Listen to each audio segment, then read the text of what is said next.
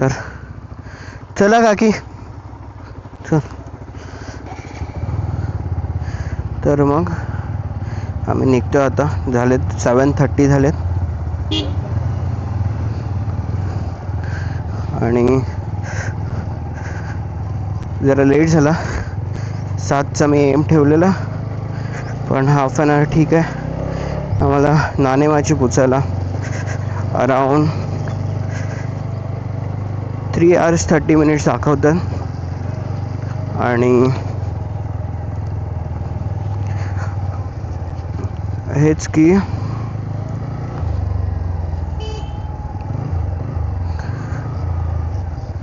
Three hours 30 minutes दाखवतात. आम्ही शिंदेवाडी या ठिकाणी थांबणार आहोत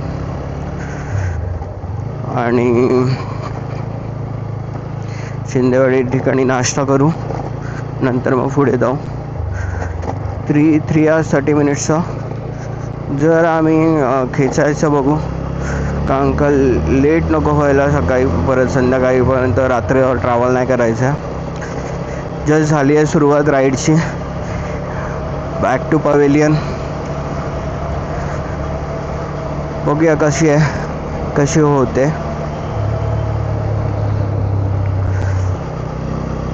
मला मॅप बघायला पुढे खूप हे करायला लागतं. मला थोडं ॲडजस्ट करायला लागेल टँक बॅग माझी.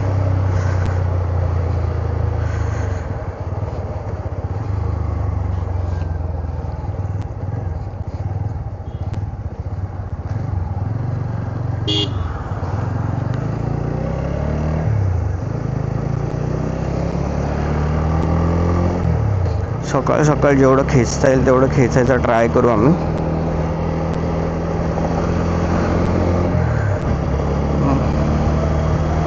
थोडीशी थंडी आहे आणि जे प्लेझंट वातावरण आहे.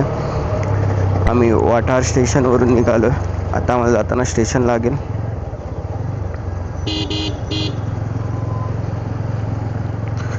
आणि हायवेच मिळेल कदाचित.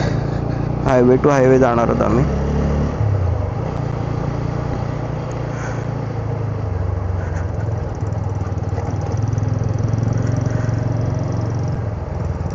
फक्त हेच की पटकन जर हायवेला पोचलो ना तर बरं होईल. एक होता लोणावळा मार्गे, बट तिकडे परत 2 पदरी रोड ज्याच्यामध्ये एक 1 वे असणार. तर मग ते न घेता आम्ही हा रोड घेतला आणि नंतर मग डायरेक्ट हा रोड सातारा हायवे, मुंबई बँगलोर हायवेला कनेक्ट होतो.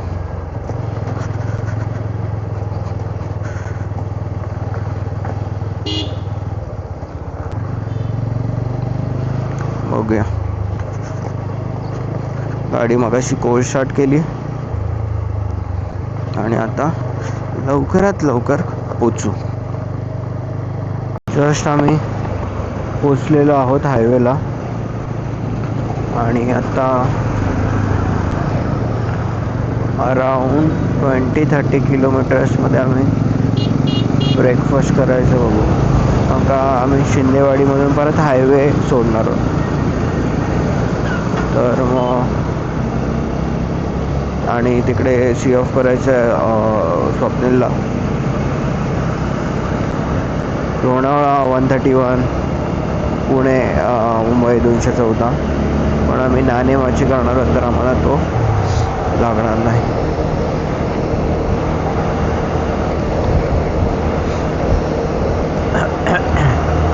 अजून 100 किलोमीटर्स गो. आता हा आहे खंबाटकी घाट आणि आता आम्ही बोगद्यातून जाणार आहोत.